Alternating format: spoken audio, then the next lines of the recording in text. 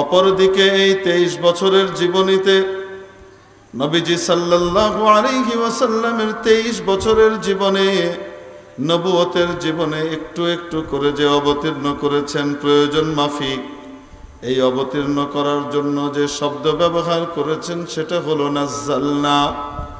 ইরশাদ হয়েছে, ইন্না নাহনু নাজ্জালনা যিকরা ওয়া ইন্না লাহু লাহাফিযুন। নিশ্চয় আমি এই কোরআনকে অবতীর্ণ করেছি এবং এই কোরআনকে সংরক্ষণ এবং হেফাজত করব একমাত্র কে? নিজেই বলেছেন।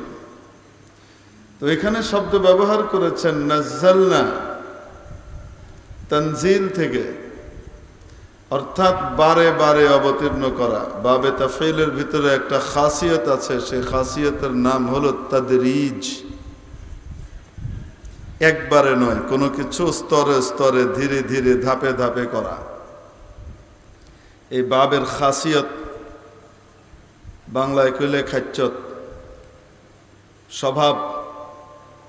এক এক বাবের এক এক নেচার আছে, এক এক স্বভাব আছে। এই বাবের ভিতরে কোনো মাদ্দা মূল শব্দ আসলে সেক্ষেত্রে এটার মধ্যে আলাদা কিছু অর্থ যোগ হয় এই বাব থেকে আসবার কারণে।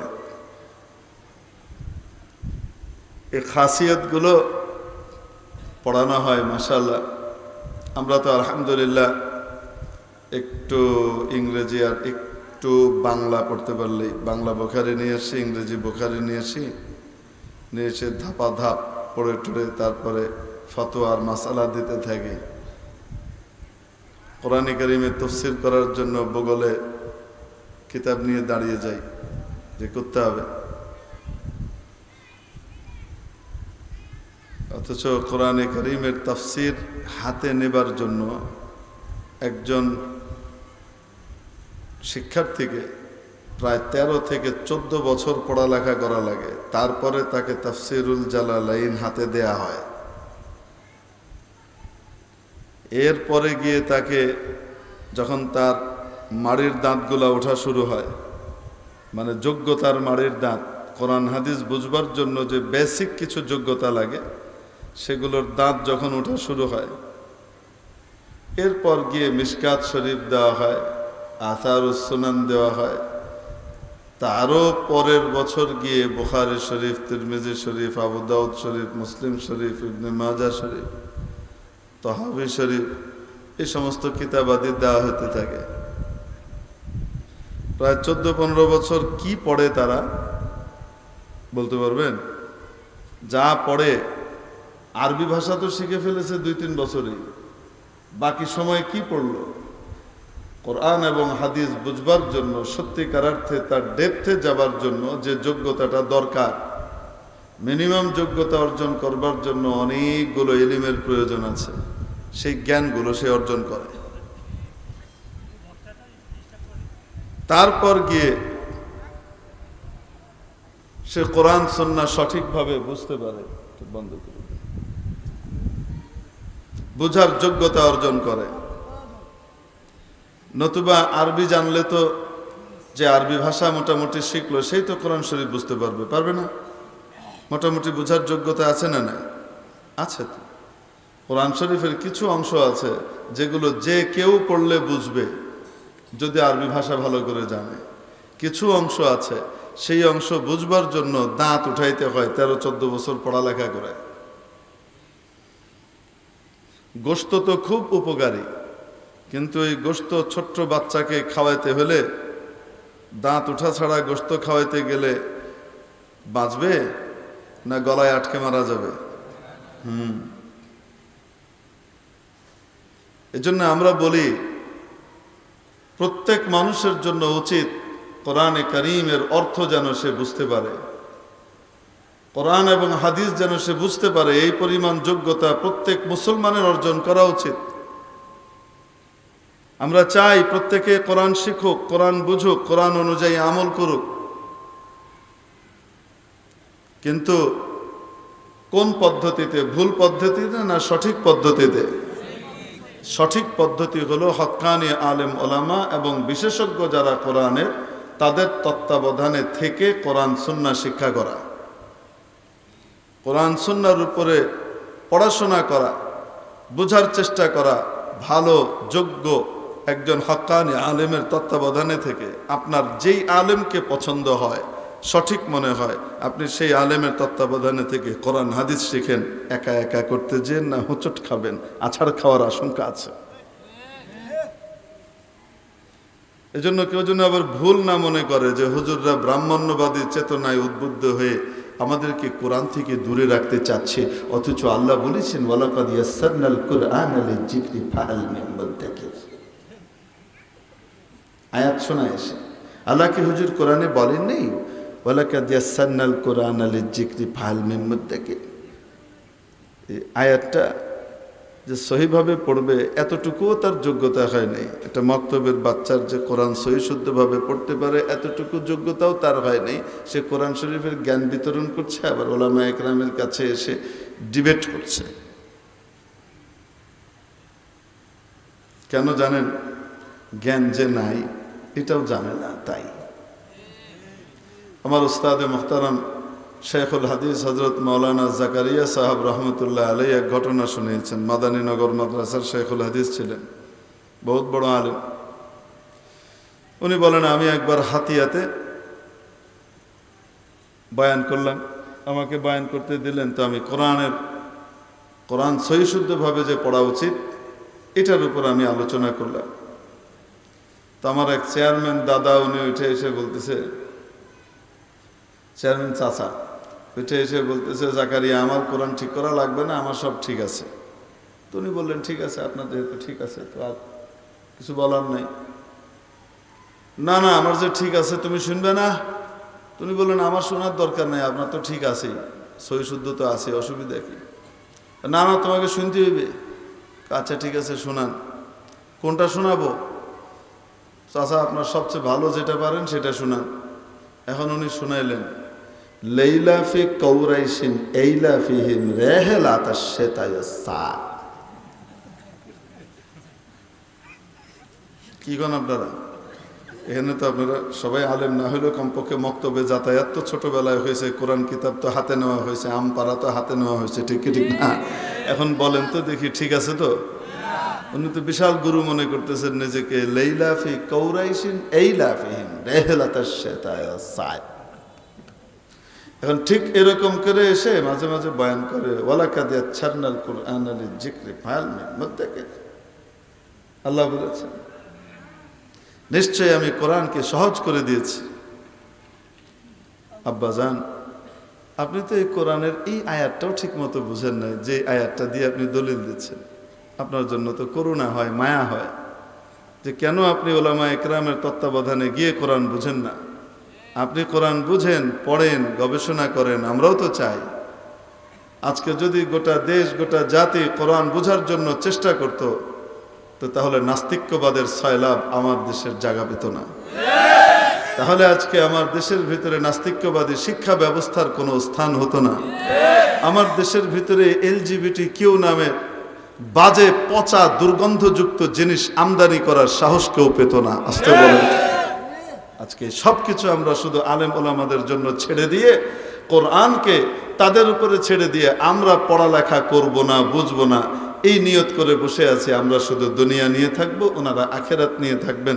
আমরা এই ভাগাভাগি করে দেওয়ার কারণে আমরা মালিক, ওনারা ভাড়াটিয়া, এরকম একটা ভাব আমাদের ভিতরে আসার কারণে আজকে গোটা দেশের ভিতরে দুষ্ট লোকের আগমন ঘটছে।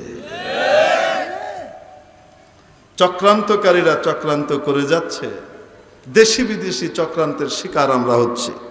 অবাস্তব না বাস্তব? আমরা তো চাই কোরআনের দিকে সকলে আসুক। এজন্যই তো গায়ে গায়ে, পাড়ায় মহল্লায়, গ্রামে গঞ্জে, অঞ্চলে, শহরে বন্দরে সব জায়গাতে মাদ্রাসা, কোরআনী শিক্ষার, কোরআনী আলো জ্বালানোর ব্যবস্থা করার জন্য মাদ্রাসাগুলো প্রতিষ্ঠা করা হচ্ছে, ঠিক কিনা? এই জন্যই তো হযরত সুমাইয়া রাদিয়াল্লাহু তাআলা আনহা মহিলা মাদ্রাসা আপনাদের এখানে প্রতিষ্ঠিত হয়েছে। এজন্যই তো সুজাতপুর হাফিজিয়া মাদ্রাসা আপনাদের এখানে প্রতিষ্ঠিত হয়েছে। কেন? যেন মানুষ কোরআনের মূল আলো এবং জ্ঞানটা সে আহরণ করতে পারে। তো যাই হোক, তো ওই যে বলছিলাম আপনাকে যে আমরাও চাই কোরআনে কারিমের দিকে মানুষ আগ্রহী হয়ে আসুক, কোরআন বুঝুক, কোরআন পড়ুক, কোরআন জানুক। ভুল পদ্ধতিতে না সঠিক পদ্ধতিতে? একা একা নিজে নিজে যা বুঝলাম বা ইন্টারনেট থেকে ঘেঁটে যা পেলাম তাই। আচ্ছা বলেন তো দেখি, মোটামুটি ইংরেজি কেউ যদি ভালো জানে আর সায়েন্সের উপরে তার মোটামুটি দক্ষতা থাকে, তাহলে মেডিকেল সায়েন্সের যে বইগুলো আছে এগুলা পড়লে মোটামুটি কিছু না কিছু বুঝবে না? সবটুকু না বুঝুক, কিছু না কিছু তো বুঝবে, নাকি বুঝবে না? তো মেডিকেল সায়েন্সের বইগুলা তো বুঝবে, ডাক্তারি বইগুলা। তো এগুলা পড়ে গবেষণা করে ইন্টারনেট ঘেটে চিকিৎসা করে ফেলি তো আমরা। কোনো রোগ হলে আমরা নিজেরাই চিকিৎসা করি তো বই ঘেটে, নাকি ডাক্তারের কাছে যাই, চিকিৎসা বিশেষজ্ঞের কাছে যাই? কেন? আমি বুঝি যে এই বই একা একা পড়লে কবরস্থান ভরবে। বই পড়ে পড়ে ডাক্তারি করলে কি ভরবে? কবরস্থান ভরবে। হাসপাতাল খালি হবে না, হাসপাতাল আরো বাড়বে, আরো ভরবে। ঠিক কি ঠিক না? এটা আমরা বুঝি। তো তাহলে কোরআনে কারিম বোঝার ক্ষেত্রে কেন আমরা এই ভুলটা করি? ডাক্তারি করার ক্ষেত্রে তো এই ভুলটা করি না, সেটা তো আমরা ঠিকভাবে বুঝি। মেরে মুহতারাম দোস্ত, ডাক্তারের ক্ষেত্রে নিজে নিজে পণ্ডিতি করলে বেশির চেয়ে বেশি প্রাণ যাবে, জান যাবে। আর কোরআন নিয়ে, হাদিস নিয়ে একা একা পণ্ডিতি করতে গেলে আল্লাহ না করুক ইমান হারানোর আশঙ্কা আছে। এমন কনফিউশনের ভিতরে পড়বেন, এমন কনফিউজ হবেন, কোরআনের উপরে সন্দেহ তৈরি হয়ে যাবে। আমার এক মুসল্লির এই দশা হয়েছে, আল্লাহ তাআলা তাকে উদ্ধার করেছেন। নামাজ কালাম হঠাৎ ছেড়ে দিছে। কেন? কোরআন গবেষণা করে। কি করে? গবেষণা করে। আল্লাহর বান্দা একা একা গবেষণা করতে গিয়ে গর্তের ভিতরে পড়ে গেছে। এজন্য কোরআন পড়বার জন্য, বুঝবার জন্য, কোরআনের তাফসীর এবং হাদিসের গভীরতায় যাবার জন্য, মাসআলা মাসাইল ওখান থেকে ইস্তেমবাত করবার জন্য দাঁত উঠার দরকার আছে না নাই? এই দাঁত উঠাইতেই তো 14-15 বছর লাগে। নালে কমি মাদ্রাসার হুজুর ওগুলো মানে হাগলা কুত্তায় কামড়াইছে নি কোন, যে 1 বছর 2 বছরের জিনিস 14 বছর লাগায় পড়াবে? পাগলে পাইছে? তাও দিন রাতে পড়ায়। আপনাদের স্কুল আর কলেজের ভিতরে পড়ার জন্য টাইম কতটুকু? ও স্কুল টাইম, কলেজের যে পড়ার টাইম যতটুকু অতটুকু। তারপরে সপ্তাহে 2 দিন করে ছুটি। এই পার্বণ, ওই পার্বণের ছুটি, ঈদের ছুটি, অমুক ছুটি, তমুক ছুটি, পূজার ছুটি, অমুক দিনের ছুটি, তমুক দিবসের ছুটি, ছুটি আর ছুটি। আর আমাদের কওমি মাদ্রাসায় কোনো ছুটি আছে? বিশেষ করে দাওরা হাদিস যখন চলে তখন ফজরের পর থেকে ক্লাস শুরু হয়, রাত 11:30 12টায় গিয়ে ক্লাস শেষ হয়। মাঝখানে শুধু নামাজ আর খাওয়া দাওয়ার ছুটির সময়টা থাকে। দাওরা হাদিস ছাড়া অন্যান্য ক্লাসের ভিতরে কেমন হয়? সেই 8টা থেকে পড়া শুরু হয়েছে, সকাল 6টা থেকে হয়তো ক্লাস শুরু হয়েছে, সেই ক্লাস গিয়ে আসরের সময় শেষ হয়। তারপরে আসর থেকে মাগরিব পর্যন্ত একটু ছুটি। মাগরিব থেকে হুজুর আবার টহল দেওয়া শুরু করছে, ছাত্র ঠিক মতো পড়তেছে কিনা, তাকরার মোতালা চলতেছে। রাত 10টা 11টা 12টা পর্যন্ত পড়ালেখা। আবার ফজরের আগে তাহাজ্জুদের সময় উঠে পড়ালেখা শুরু হয়ে যাচ্ছে। তাহলে পড়ালেখার মেয়াদ কতটুকু বলেন না কেন? আপনাদের স্কুল কলেজের পড়ালেখার যে সময় আর মেয়াদ, সেই সময় হিসেবে যদি আমাদের কওমি মাদ্রাসার হিসাব করা হয়, পড়ালেখার সময় পরিপূর্ণ দ্বিগুণের বেশি।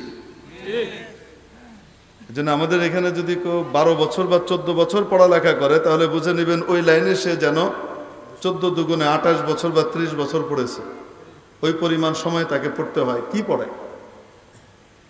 যা পড়ে তার ভিতরে এই যে একটা বললাম যে বাবের খাসিয়াত, এক এক বাব, এক এক মাদ্দা, এক এক মূল ধাতু শব্দ, এই শব্দটা এক এক বাবে যাবে, তার অর্থ ভিতরে ভিন্নতা আসতে থাকবে। এরকমই বাবে তাফঈলের একটি খাসিয়ত কি তাদরিজ, ধাপে ধাপে হওয়া, ধীরে ধীরে হওয়া, এই অর্থ প্রকাশ করবে মূল অর্থের সাথে। করম, কাফ র মিম, সম্মান। এটা যখন বাবে তাফঈলে যাবে তখন কি অর্থ হবে? ধাপে ধাপে কি দেওয়া? সম্মান দেওয়া, স্তরে স্তরে তাকে সম্মান দেওয়া, তাকরীম। এগুলো পড়ানো হয় যে কিতাবের মধ্যে, অনেক কিতাব আছে, তার ভিতরে একটা কিতাবের নাম হলো ফুসুল আকবরী। যার ভিতরে আবওয়াবের খাসিয়ত পড়ানো হয় স্পেশালি। মজার ঘটনা মনে পড়ছে, একবার এক মাদ্রাসার সভাপতি সাহেব আসছেন।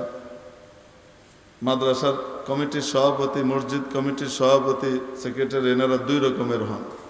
এক রকমের হন হলো তারা আসেন মাদ্রাসার প্রিন্সিপাল এবং অন্যান্য যারা আছেন তাদের সাথে পরামর্শ করে মাদ্রাসাকে সুষ্ঠুভাবে চালানোর চেষ্টা করেন। আর কেউ কেউ আছে খবরদারি করে, আমি যেমনি কমি হেমনি। তো হুজুর যদি মেডিকেল কলেজের প্রধান হয় তো তাহলে মেডিকেল কলেজ চলবে তো? আরে কন্যাকা। ইঞ্জিনিয়ার সাহেব যদি মেডিকেল কলেজের চিফ হয়ে যান আর উনি ওনার মতো মাতবরি করতে চান তো তাহলে চলবে না? অচল হয়ে যাবে। আবার ডাক্তার সাহেব যদি ইঞ্জিনিয়ারিং কলেজের কি হয়ে যান, ইঞ্জিনিয়ারিং ইউনিভার্সিটির বুয়েটের প্রধান হইতে চান তো হবে না? অচল হবে। তো যে যেখানে যে সাইডের বিশেষজ্ঞ তিনি সেখানে থাকবেন। তবে হ্যাঁ, পরিচালনা পর্ষদ তারা এটাকে সুষ্ঠুভাবে পরিচালনার জন্য, পরিচালিত হবার জন্য দায়িত্বশীলদেরকে সহায়তা করবেন। এটা যখন হয় তো তখন প্রতিষ্ঠান খুব সুন্দর গতিতে চলে। তো সভাপতি সেক্রেটারিও দুই রকমের হয়। এক রকমের সভাপতি সেক্রেটারি মসজিদ মাদ্রাসায় আসে জান্নাত কামানোর জন্য, আল্লাহকে পাওয়ার জন্য। হুজুর মাদ্রাসা কেমনে চলবে এটা আপনারা ভালো জানেন, আমরা তো অত ভালো জানি না। হুজুর যা লাগবে বলবেন, কিভাবে কি করতে হবে বলবেন, আমরা ইনশাল্লাহ পাশে আছি। বুঝেন নাই মনে হয়? তো এইরকম মাদ্রাসা দুর্দান্ত গতিতে সামনে যেতে থাকে। আবার যদি সভাপতি সেক্রেটারি হিসেবে আল্লাহ না করুক এরকম হয়ে যান, কেউ কেউ আছে, সব জায়গায় না, এক দুইজন এমন হয় আমি যা বলবো তাই হবে, হুজুররা কি বুঝে, ওরা তো অর্ধশিক্ষিত মোল্লা, মূর্খ, নাউজুবিল্লাহ মিন যালিক। এই টাইপের যদি কেউ মনে করে তাহলে বলেন তো দেখি অবস্থাটা কি দাঁড়াবে? যা দাঁড়ানো তাই দাঁড়ায়। এরকম এক সভাপতি সাহেব বসছেন, জি আপনাদের কারিকুলামটা দেখান তো দেখি, আমি একটু দেখতে চাচ্ছি আপনারা কি পড়াচ্ছেন, আপনার সিলেবাসটা দেখান। তো হুজুর সিলেবাস দিলেন। এটা কি? এটা কি লিখেছেন? বুখারী শরীফ। বুখারী শরীফ ছাত্রদেরকে কেন পড়াতে হবে? বাংলা বুখারী, ইংরেজি বুখারী সব পাওয়া যায় বাজারে, আমরা পড়ছি, আমাদের ঘরে ঘরে আছে, এটা আমরা আলাদা করে পড়াতে হবে কেন? সময় নষ্ট, টাইম ওয়েস্ট। আচ্ছা ঠিক আছে, বুখারী শরীফ বাদ। এটা কি? মুসলিম শরীফ। ওটাও তো সবার বাড়ি বাড়ি আছে, সাধারণ মানুষের কাছে যেটা আছে ওটা আপনারা আর কি পড়লেন তাহলে আলাদা, ওটা যে যে নিজে নিজে অপশনাল পড়ে নেবে, এটা বাদ। আচ্ছা এটাও বাদ। এটা কি? এটা শরহুল আকায়েদ। শরহুল আকায়েদ কি জিনিস? এটা আকিদা, বিশ্বাস, ইসলামী চেতনা, মনোভাব শেখায়, সঠিক বিশ্বাস তাকে শেখাবে, আকিদাকে, সহি শুদ্ধ আকিদা তাকে শেখাবে। আশ্চর্য কারবার, 4 কলিমা তো ছোটবেলায় পড়ছি, লা ইলাহা ইল্লাল্লাহ মুহাম্মাদুর রাসূলুল্লাহ, তো সব জানাই আছে আকিদা বিশ্বাস, এটা পড়া লাগে নাকি? মুসলমান মানেই তো মুসলমান, তো এই গেল। তো এটাও বাদ। এটা কি? এটা শরহে জামি। এটা কি জিনিস? এটা আরবি ব্যাকরণের অত্যন্ত উচ্চ মার্গের একটি কিতাব, কাফিয়া ইবনে হাজিবের ব্যাখ্যা গ্রন্থ, ভাষ্য গ্রন্থ। কতদিন আর সাইড বই পড়াবেন, ভাষ্য গ্রন্থ পড়াবেন, মূল জিনিস পড়ান, তো এটাও বাদ। এটা কি? এটা ফুসুলে আকবরী। হ্যাঁ এইটা রাখেন, এই বাদশাহ আকবরের জীবনী না পড়াইলে মৌলবীগুলা ঠিক হবে না। বুঝতে পারছেন কি বুঝা বুঝছে? ফুসুলে আকবরী, বাদশাহ আকবরের জিন্দেগি, কি বলেন আপনারা? তো এরকম সভাপতি সেক্রেটারির হাতে যদি মসজিদ আর মাদ্রাসা যায়, সেই মসজিদ আর মাদ্রাসার দশা কি হইতে পারে বুঝতে পারেন তো? আশা করি না কিনা আল্লাহ তাআলা এই টাইপের লোকের হাত থেকে মসজিদ মাদ্রাসাগুলাকে হেফাজত করেন বলে আমিন। 16 বছরের অভিজ্ঞতা তো আপনাদের আছে, আল্লাহ তাআলা কমপক্ষে মুক্ত করে এখন ভালো একটু কিছুর ব্যবস্থা করে দেন। ওলামায়ে কেরাম বড় পেরেশানির ভিতর দিয়ে গেছে এই সময়ের ভিতরে। কোনো একটা মাহফিল করা যাবে না, কোনো একটা মজলিস করা যাবে না, কোনো একটা দিনই আলোচনা করা যাবে না, কোরআনের কথা বলা যাবে না, সেখানেও দলবাজি করতে হবে, সেখানেও দলীয় লোককে দাওয়াত দিতে হবে, নাইলে মাহফিল বন্ধ। এরকম কারবার হয় নাই মনে হয় আমাদের বাংলাদেশে, হয় নাই মনে হয়। তো এত তাড়াতাড়ি 16 বছরের কথা ভুলে যান কেন? এক এক মাস করে এই 16 বছরের এক এক মাসের কীর্তি, এগুলার আলোচনা হওয়া দরকার ছিল এক এক মাস করে আলাদা আলাদা ভাবে। এগুলার আলোচনা বাদ দিয়ে এখন বর্তমান সরকারের সাফল্য আর ব্যর্থতা নিয়ে আমরা আলোচনার পিছনে পড়ে গেছি। এই লোকাম 16 বছর শেষ, মুহূর্তের ভিতরে গায়েব হয়ে গেছে। আগেই ভালো ছিলাম, বড় অদ্ভুত কথাবার্তা। আগেই ভালো ছিলাম, মাহফিল আগে খুব আরামে করতে পারতেন, অনুমতি নিতে নিতে পায়ের ছল চামড়া, পাছার চামড়া উঠে যেত দৌড়াইতে দৌড়াইতে। আগেই ভালো ছিলাম। দিনই কথা, যে কোনো কথা, সরকার বিরোধী কথা মন চাইলেই বলতে পারছেন, কন্যা কেন? এখন পারেন কি পারেন না? তো এই যে আগেই ভালো ছিলাম, এটাও তো কইতে পারতেন না আগে। এই 16 বছর তো এই কথাও কইতে পারতেন না যে আগেই ভালো ছিলাম, 2009-এর আগেই ভালো ছিলাম, বলতে পারছেন? তখন তো ওই কথাটাও কইতে পারেন না। এখন যে কইতে পারেন, তো তার মানে আগেই ভালো ছিলেন না এখন ভালো আছেন? নিজেই কইতেছে আগেই ভালো ছিলাম, আর নিজেই নিজেকে তাকজিব করতেছে। আল্লাহ আমাদেরকে সহি বুঝ দান করেন। ওইটা নিয়ে আমাদের কিছু আসা যায় না, কে ক্ষমতায় এলো কে গেল ওইগুলো নিয়ে আমাদের মাথা ব্যথা নেই। কিন্তু আমাদের মাথা ব্যথা একটা জিনিস নিয়ে, আমার ইসলামের উপরে যদি কেউ আঘাত করে, হে যেই হোক ছেড়ে দেওয়া হবে না। আর আমার ইসলাম যার কাছে সুরক্ষিত থাকবে, যে আমার ইসলামের ব্যাপারে পরিপূর্ণ স্বাধীনতা দিবে, যে ইমান ইসলামের কাজগুলো ঠিক মতো করতে পারেন, কোনো বাধা নাই, সে যেই হোক না কেন, তাকে মাথায় রাখতে আমাদের কোনো আপত্তি নাই। আসতে বলেন ঠিক কি ঠিক? আমাদের অন্য কিছু লেনা দেনা নাই তো, আমরা তো এক জায়গাতেই আছি। আমাদের কথা 40 বছর আগে যা ছিল এখনো তাই। আমাদের কথার মত কিন্তু বদলায় নাই, আমাদের পার্টিও বদলায় নাই, কারণ আমরা এক পার্টির লোক। কার পার্টি? আমরা ওনার কথা বলার জন্য আসছি, ওনার কথা মানার জন্য আসছি, আমরা ওনার পার্টি। এই জন্য আমাদেরকে কোরআনে কারিমে বলা হয়েছে, উলাইকা হিজবুল্লাহ আলা ইন্না হিজবাল্লাহি হুমুল মুফলিহুন।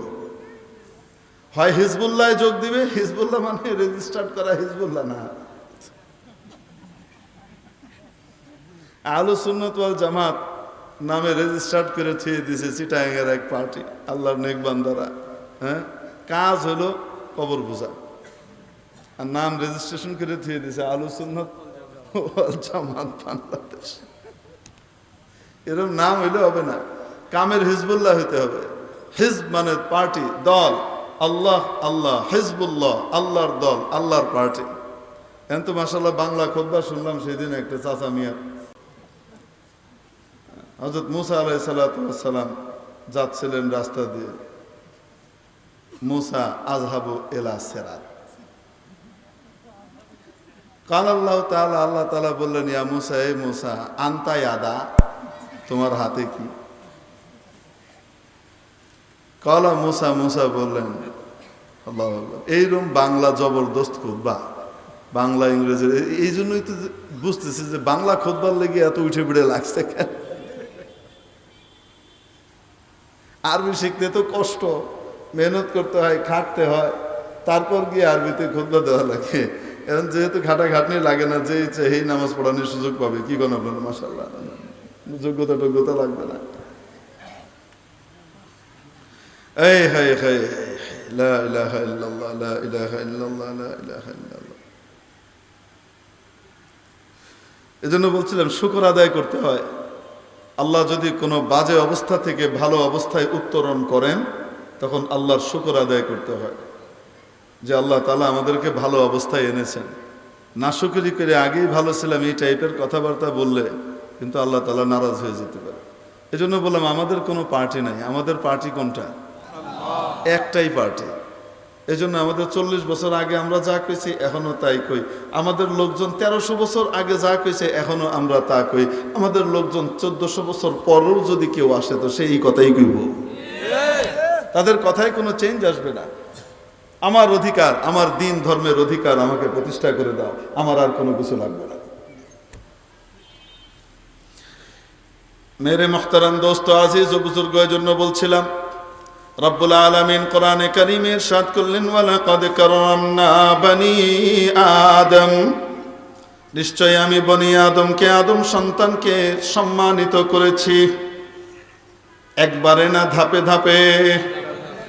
1 নম্বর সম্মান হলো হযরত আদম আলাইহিস সালামের চেহারা কাঠামো আদল আকৃতি দিয়ে তৈরি করা, 1 নম্বর সম্মান। কারণ রব্বুল আলামিন আসমান জমিন, পাহাড় পর্বত, গ্রহ নক্ষত্র, তারকারাজি, ফেরেশতা থেকে শুরু করে যা কিছু তৈরি করেছেন সব কিছু বানিয়েছেন আদেশের মাধ্যমে। ইন্নামা আমরুহু ইযা আরাদা শাইআন আন ইয়াকুলা লাহু কুন ফায়াকুন। আল্লাহ রাব্বুল আলামিনের বিষয়টা ব্যাপারটা তো এমনই, যখন তিনি কোনো কিছু করতে ইচ্ছে করেন, ইরাদা করেন, আদেশ করেন, হও, তৎক্ষণাৎ তা হয়ে যায়। আসলে এই হও এটা আমাদেরকে বোঝানোর জন্য বলেছেন, নাহলে আল্লাহ তাআলা কাফ নুন এই শব্দের উল্লেখ করারও প্রয়োজন আল্লাহর নাই। ইরাদা মাশিয়াত হইলেই হয়। হেচে কসদার মুলকে ও আম্বাজ নাই, কওলে উরা লাহনে নাই, আওয়াজ নাই। যা কিছু বানিয়েছেন আল্লাহ রাব্বুল আলামিন আদেশের মাধ্যমে বানিয়েছেন, কিন্তু মানব জাতির আদি পিতা সাইয়্যিদুনা আদম আলা নবিয়িনা ওয়া আলাইহিস সালাতু ওয়াত তাসলিম কে রব্বুল আলামিন যখন বানালেন, তখন নিজ কুদরতি মায়াবী হাতের ছোঁয়ায় তৈরি করেছেন। খালাকাহুল্লাহু বিয়াদিহি, আল্লাহ রাব্বুল আলামিন হযরত আদমকে নিজ কুদরতি হাতে তৈরি করেছেন। যেটাকে আল্লাহ নিজ কুদরতি হাতে তৈরি করবেন, তার চেয়ে সুন্দর আর কিছু হতে পারে? আসতে বলেন, তার চেয়ে উত্তম কাঠামো আর কিছু হতে পারে? খলিফা হারুনুর রশিদ একবার তার বউয়ের সাথে মজা করে কথা বলতে বলতে বউর মহব্বতে আবেগ আপ্লুত হয়ে ঠাস করে বলে ফেলছে, পূর্ণিমার চাঁদ ছিল আকাশে, তুমি যদি এই পূর্ণিমার চাঁদের চেয়ে অধিক সুন্দরী না হও, তোমার উপর 3 তালাক। বাদশার বিশ্বাস, তখন তার মনের ভিতরে যে আবেগ উদ্বেলিত অবস্থায় উনি আছেন, সেটা হলো এই যে আবেগটা উথলে উঠছে, সেটা হলো যে আমার স্ত্রী চাঁদের চেয়েও বেশি সুন্দর। কিন্তু বলে ফেলার পরে ঠিকানা আসছে হুঁশ, হায় হায় হায়, এটা তো কথায় কথায় বলা যায়, আসলে তো আমার স্ত্রী চাঁদের চেয়ে সুন্দরী নয়। স্ত্রীও বুঝতে পেরেছে, জুবাইদা পাশ থেকে সরে গিয়েছে। হারুন করলেনটাকে 3 তালাক একবারই দিয়ে দিলেন। পাগলামির একটা সীমা আছে, এটা কি করলেন আপনি? আর শর্ত এমন একটা দিলেন যে শর্ত বাস্তবায়ন করা সম্ভব না। যাদের চেয়ে সুন্দরীও আমি হইতে পারবো না, তালাকও আটকাইতে পারবো না। কারণ তালাক আটকাইতে হলে কি হইতে হবে? চাঁদের চেয়ে অধিক সুন্দরী হতে হবে। বাদশাহ বলেন, হায় হায় হায়, ইন্না লিল্লাহ, করলামটা কি? আসলে তো মুখ ফসকে বলে ফেলছি। কিন্তু বাদশাহ জানেন কোরআনের নবীজির সেই হাদিস, বাদশাহ জানেন, সালাসুন জিদ্দুহুন্না জিদ্দুন ওয়া হাজলুহুন্না জিদ্দুন। 3টে বিষয় এমন আছে, নবীজি ইরশাদ করছেন, যে বিষয়গুলো কেউ সিরিয়াসলি বললেও সিরিয়াস ধরা হবে, কেউ ফান করে ঠাট্টা করেও যদি বলে, এমনি এমনিও বলে, তাহলেও সেটা বাস্তবে সিরিয়াসলি ধরা হবে। এই 3টার ভিতরে একটা হলো আন নিকাহ, 2 নম্বর আত-তালাক, 3 নম্বর হলো আল আতাক। তো তালাক ঠাট্টা করে বললেও তো হয়ে যায়। বাদশাহ তো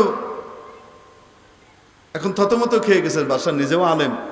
ওই জমানায় রাষ্ট্র পরিচালনা করার জন্য কোরআন সুন্নাহর আলেম হওয়া লাগতো। ইসলামী খেলাফত চালাইতে হলে কোরআন সুন্নাহর আলেম হওয়ার দরকার আছে না নাই?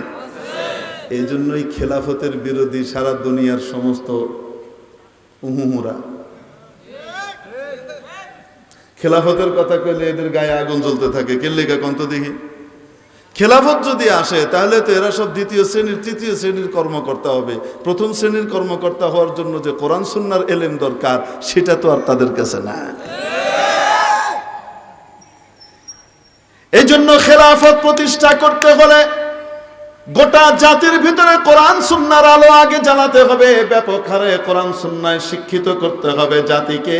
তাহলে তারা আপনাকে খেলাফত প্রতিষ্ঠায় সাহায্য করবে। নতুবা আপনি খেলাফতের পথে আগাবেন, 1 কদম আগাবেন, 10 কদম পিছিয়ে দেয়া হবে। এই জন্য মাদ্রাসাগুলা ইসলামী খেলাফত প্রতিষ্ঠা করবার জন্য কতটা গুরুত্বপূর্ণ বুঝতে পেরেছেন? যে আমরা তাচ্ছিল্য করি না, তুচ্ছ তাচ্ছিল্য করি, হুজুরা শুধু মসজিদ মাদ্রাসা নিয়ে পড়ে আছে, রাষ্ট্র পরিচালনা কবে করবে, ইসলামী খেলাফত কবে বাস্তবায়ন করবে, দাড়ি চেষে দাড়ি কেটে চাটুর চুটুর করে প্যান্ট শার্ট পরে ইসলামী খেলাফত কায়েম করে ফেলবে। আবু বকর, ওমর, ওসমান, নবীজি সাল্লাল্লাহু আলাইহি ওয়াসাল্লামের খেলাফত এমন ছিল বুঝি? ওই খেলাফতের রাশেদার যুগ ফিরিয়ে আনতে হলে জনে জনে ঘরে ঘরে কোরআন সুন্নাহর শিক্ষায় শিক্ষিত মানুষ গড়তে হবে। ঠিক কি? তাহলে আপনাকে হেল্প করবে, সাহায্য করবে। মানুষের স্বভাবজাত ভাবে সে খেলাফতের গুরুত্ব বুঝবে। ইসলামী শিক্ষার বিলুপ্তি এবং ইসলামী শিক্ষার অনুপস্থিতি, ইসলামী শিক্ষার ঘাটতির কারণে আজকে গোটা দেশ আর জাতি পিছিয়ে আছে, আর সেটিকে এগিয়ে নেবার জন্য নিরলসভাবে চেষ্টা করে যাচ্ছে এই মাদ্রাসাগুলো, মসজিদের মাকতবগুলো। আসতে বলুন ঠিক কি? আল্লাহ তাআলা আমাদেরকে বুঝবার তৌফিক দান করুন। শুধু মোটা মোটা সুন্দর গলাবাজি করে বয়ান দিয়ে দেওয়াতে খুব সোজা, চমৎকার করে। আজকে মুসলমান শিক্ষায় পিছিয়ে গেছে, তাই পৃথিবীর নেতৃত্ব দেয়া থেকে তারা বঞ্চিত হচ্ছে। তাদের এখানে আর আল বিরুনি তৈরি হচ্ছে না, তাদের এখানে আর এখন ইবনে সিনা তৈরি হচ্ছে না, এখন তাদের এখানে আর ইবনে রুশদ তৈরি হচ্ছে না। এই সমস্ত সুন্দর বয়ান দিয়ে তারপরে বলে দিলাম এই কারণে ইসলাম পিছিয়ে গেছে। কেন?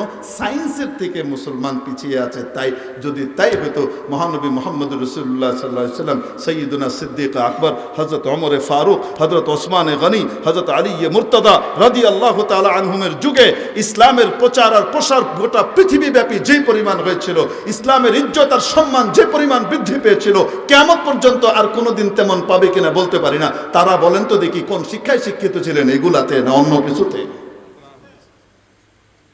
এই জায়গায় ভুল করি কেন? এই জায়গায় ভুল করি কেন? সায়েন্স অবশ্যই প্রয়োজনীয়, অবশ্যই সায়েন্সের গুরুত্ব আছে, কিন্তু তার গুরুত্ব কোরআন সুন্নাহর চেয়ে বেশি নয়, তার গুরুত্ব ফিকহের চেয়ে বেশি নয়, তার গুরুত্ব ইলমুল কিরার চাইতে বেশি নয়, তার গুরুত্ব ইলমুত তাজওয়ীদের চাইতে বেশি নয়। কারণ এটি ফরজ, এটি ফরজ না। কেউ যদি সায়েন্সের ইলম না রাখে আর দুনিয়া থেকে বিদায় নেয়, কিয়ামতের দিন আল্লাহ তাকে মার দিবে না। কবরের ভিতরে তাকে জিজ্ঞেস করবে না সায়েন্সের কিছু এলএম টেলএম শিখছো, এটা জিজ্ঞেস করবে না।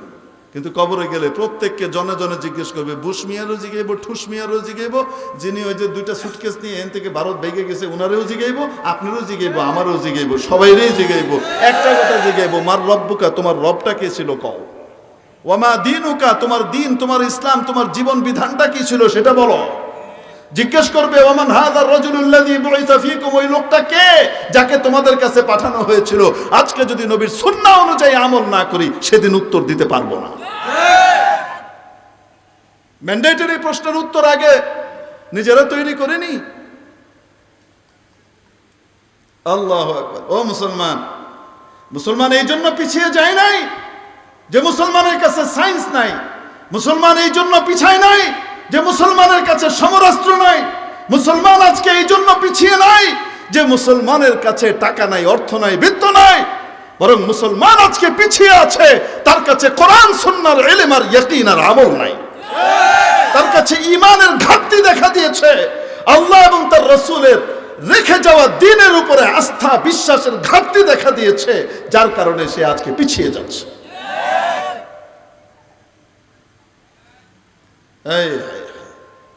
আল্লাহ তাআলা এই ছোট্ট পার্থক্য আমাদেরকে বুঝবার তৌফিক দান করেন।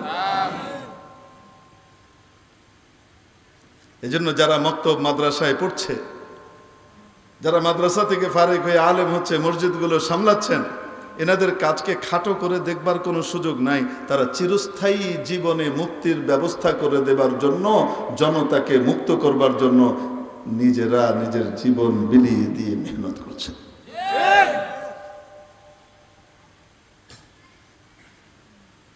আল্লাহ রাব্বুল আলামিন আমাদেরকে সহি বুঝ দান করেন। নারে মুশকিল আছে। এক তো হলো এক পার্টি আছে চাই না ইসলামী শিক্ষা মানুষের ভিতরে আসুক। কিছু মানুষ আছে তারা চায় ইসলাম মানুষের ভিতরে আসুক। কেমন ইসলাম? তার নেতার রেখে যাওয়া ইসলাম। তার নেতা যেমন ইসলাম বুঝছে ওরকম ইসলাম। মুহাম্মদ রাসূলুল্লাহ সাল্লাল্লাহু আলাইহি ওয়াসাল্লাম তার সাহাবীদেরকে যে ইসলাম যেভাবে যেই তরিকায় শিখাই দিয়ে গেছেন সেটার দরকার নেই।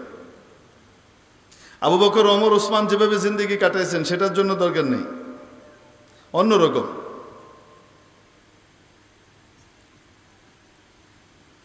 মেরে মুহতারাম দোস্ত আজিজ ও বুজুর্গ, খলিফা হারুনুর রশিদ আলেম ছিলেন, যার কারণে মাসালা নিজেরও জানা আছে। শর্ত দিয়েছি, যদি তুমি পূর্ণিমার চাঁদের চেয়ে সুন্দরী না হও তাহলে 3 তালাক।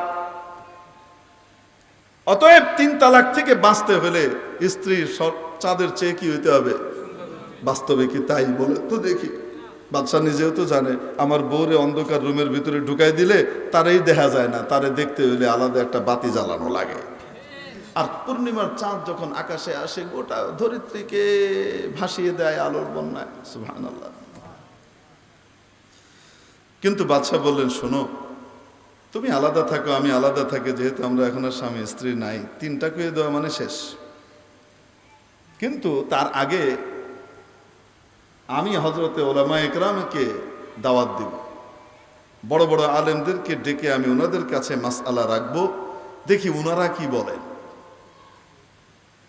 যদি কোনো রাস্তা থাকে তাহলে ওনারা বের করে দিবেন, যদি রাস্তা না থাকে তাহলে কিছু করার নাই।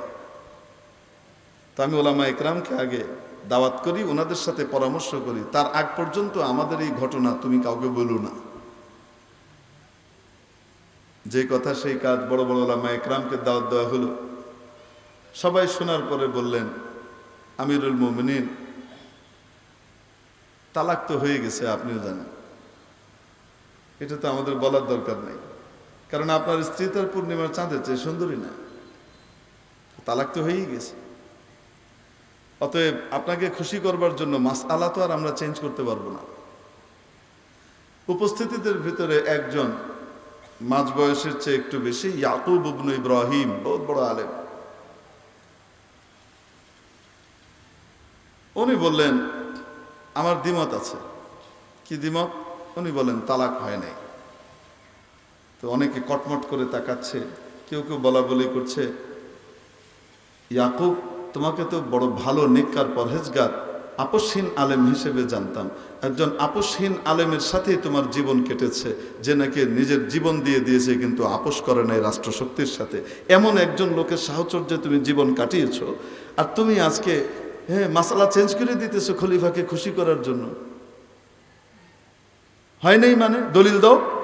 উনি বললেন, দলিল দিচ্ছি। তিনি দলিল দিতে গিয়ে যেটা বললেন, আল্লাহ আল্লাহ আল্লাহ, ওয়াত্তিন, শপথ, তিনের ডুমুর জাতীয় একটি ফল, ওয়াজ্জাইতুন, শপথ জাইতুনের, ওয়াতুরি সিনিন, শপথ তুরে সাইনার, ওয়াহাদাল বালাদিল আমিন, শপথ এই পবিত্র নিরাপদ নগরী মক্কার, লাকাদ খালাকনাল ইনসানা ফি আহসানি তাকওয়িম, নিশ্চয় আমি মানুষকে তৈরি করেছি সবচেয়ে সুন্দর কাঠামো, আদল আর অবয়ব দিয়ে। চাঁদের স্রষ্টা আল্লাহ, সূর্যের স্রষ্টা আল্লাহ, আসমান জমিন সব কিছুর স্রষ্টা আল্লাহ। সেই স্রষ্টা নিজেই বলছেন, সবচেয়ে সুন্দর কাঠামো, অবয়ব আর আদল দিয়েছি আমি মানুষকে। চাঁদের ব্যাপারে বলেন নাই, সূর্যের ব্যাপারে বলেন নাই। আপনার স্ত্রীও একজন মানুষ, অতএব কোরআনের বর্ণনা অনুযায়ী আপনার স্ত্রী চাঁদের চেয়েও সুন্দর। কোন মানুষ যদি কালো হয় না কেন, কৃষ্ণবর্ণেরও হয় না কেন, তারপরেও চাঁদের চেয়েও, সূর্যের চেয়েও তার তাখলিক, তার হাইয়াত, তার আকার আকৃতি, তার গঠন, তার স্ট্রাকচার, তার আকৃতি সুন্দর। কে বলেছে? আল্লাহ রাব্বুল আলামিন আমাকে আপনাকে সাইয়্যিদুনা আদম আলাইহিস সালাতু ওয়াস সালামের আকৃতিতে তৈরি করে দিলেন। আমরা কোনো আবেদন করি না, এর আগে কোনো অ্যাপ্লিকেশনও আল্লাহর কাছে দেই নাই, আল্লাহ তেলাপোকা বানিয়েন না, আল্লাহ আমাদেরকে বিচ্ছু বানিয়েন না, সাপ বানিয়েন না, চেলা বানিয়েন না, এটা বানিয়েন না, ওটা বানিয়েন না, বলেছিলাম নাকি? দয়া করে মাবুদ আমাদেরকে আদম আলাইহিস সালামের আকৃতিতে তৈরি করে দিলেন। আদম আলাইহিস সালামের আকৃতিতে তৈরি হবার বড় বড় বড় একটি ফজিলত হলো এই, আদম আলাইহিস সালামের আকৃতিতে তৈরি হয়েছে, এইটার কারণে তাকে একটা সম্মান দেওয়া হবে। যদিও এই সম্মানটা পৃথিবী পর্যন্ত, মৃত্যু পর্যন্ত, এরপরে এই সম্মানটা নাই। শুধু আদমের আকৃতিতে তৈরি হয়েছে, এটার জন্য একটা সম্মান আছে। সেই সম্মান হলো তার নাক, কান, চোখ ইত্যাদিকে কখনোই মুসলা করা যাবে না, কেটে বিকৃত করা যাবে না। সে যত বড় অপরাধী হোক না কেন, অপরাধের কারণে তাকে যদি মৃত্যুদণ্ডও দেয়া হয়, তারপরেও তার চেহারা বিকৃত করা ইসলামে হারাম। জাহেলি যুগে হতো, যুদ্ধের মধ্যে মানুষ এভাবে নাক কান কেটে ফেলতো, রেগে গেলে রাগ থাকতো, ক্ষোভ থাকতো, গোসা থাকতো, সারা পৃথিবীতেই হতো।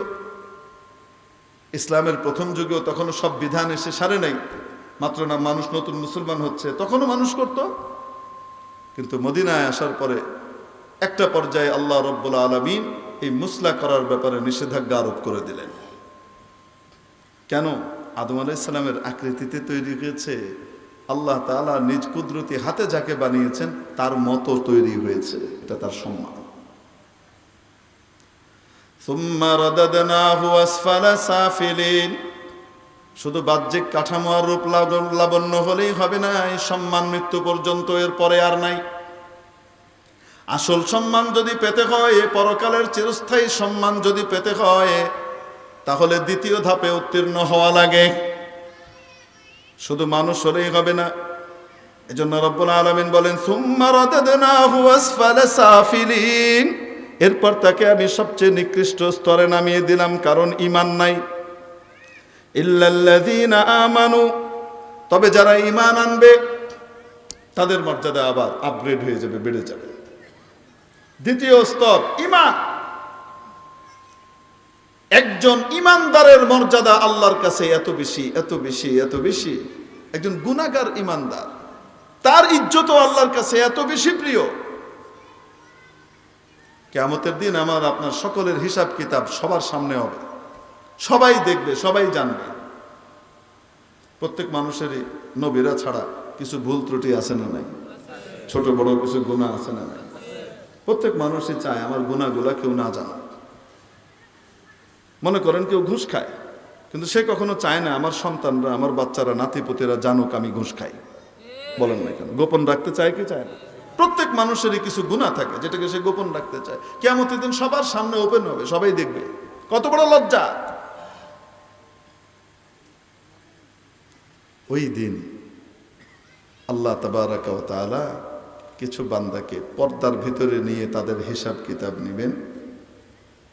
তাদের গুনাহগুলা সম্পর্কে হাসরবাসীরা কেউ জানতেই পারবে না কি গুনাহ আছে। ওই দিন আল্লাহ ইজ্জত বাঁচিয়ে দিবেন সমস্ত মানুষের সামনে, আমার আপনার ইজ্জত বাঁচিয়ে দিবেন একটা আমলের বদৌলতে। বলবো নাকি সেই আমলটাকে?